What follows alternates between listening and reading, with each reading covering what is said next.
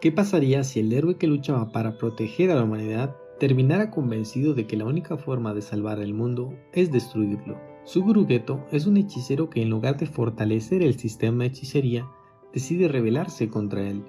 Su caída o ascenso de héroe a villano, dependiendo de la perspectiva en la que se mire, no es impulsiva ni gratuita, es la conclusión lógica de su crisis existencial. Geto desde el inicio era uno de los hechiceros de rango especial más fuertes, lo que sin querer lo colocaba en una posición de responsabilidad para erradicar maldiciones y salvaguardar a los civiles. En un principio, él había aceptado ese rol a pesar de la indiferencia y la mezquindad humana.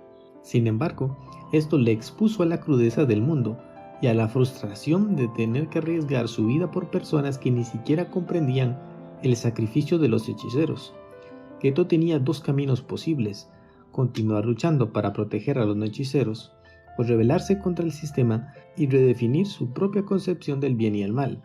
Esto lo llevaría a una postura radicalizada donde los hechiceros son la verdadera humanidad y los no hechiceros son prescindibles, ya que son ellos quienes, al no controlar el poder maldito, lo crean indefinidamente. Su decisión final no es solo una caída de héroe a villano, también es un ascenso de su propia visión de mundo. Sucede que la existencia misma de los hechiceros de Jujutsu Kaisen es paradójica. Deben luchar contra maldiciones nacidas del miedo y la negatividad humana, lo que significa que mientras la humanidad siga existiendo tal cual como ha sido siempre, las maldiciones nunca desaparecerán. Esta revelación profundiza su desesperanza y hace dudar a Geto de la utilidad de la lucha.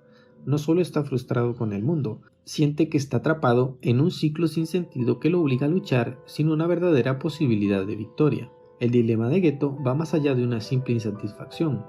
Es una crisis existencial que lo confronta con redefinir su razón de ser, su existencia misma como tal. Esto porque desde joven creyó y asumió la idea de que ser un hechicero significaba proteger a los débiles, pero a medida que gana experiencia y presencia las muertes de sus compañeros, la corrupción del sistema de hechicería y la crueldad e indiferencia humana, sus convicciones se ven sacudidas desde sus cimientos. El momento clave es cuando empieza a cuestionarse si realmente está haciendo lo correcto, y es que, ¿por qué debería seguir sufriendo por una causa perdida? En última instancia, Geto transiciona de héroe a villano porque pierde la fe en la humanidad y en el sistema de hechicería. Dos opciones.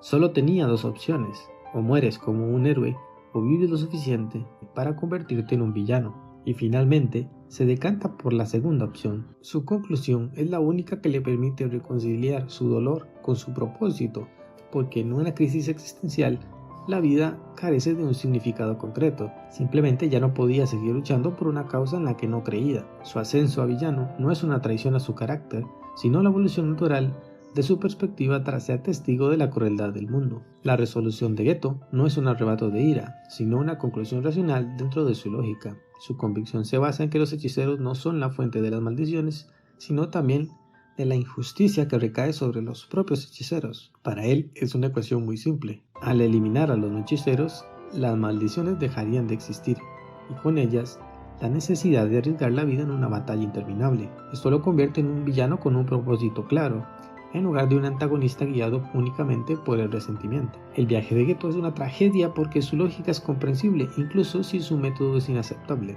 Mientras Gojo representa la resistencia y la esperanza dentro del sistema, Geto simboliza la desesperación y la ruptura con la realidad establecida. Ambos intercambian roles en lo que deberían haberse convertido. Al principio de la historia, Gojo era el que estaba más cerca de convertirse en villano, un chico ingreído y arrogante, increíblemente talentoso, con poco sentido del deber y además con nada de apego por los no hechiceros.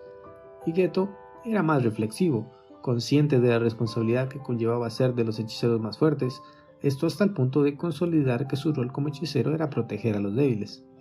Gojo debía ser el villano y Geto tenía que ser el héroe, pero los papeles se invierten con la muerte de Riko Amanai. Geto le enseña a Gojo que aunque mate a los no hechiceros de la secta, ese solo será un descargo de ira sin sentido, porque los responsables ya no están allí. Entonces, desde ese momento, y gracias a ese hecho, Gojo comienza a desarrollar un sentido de moralidad de proteger a los débiles.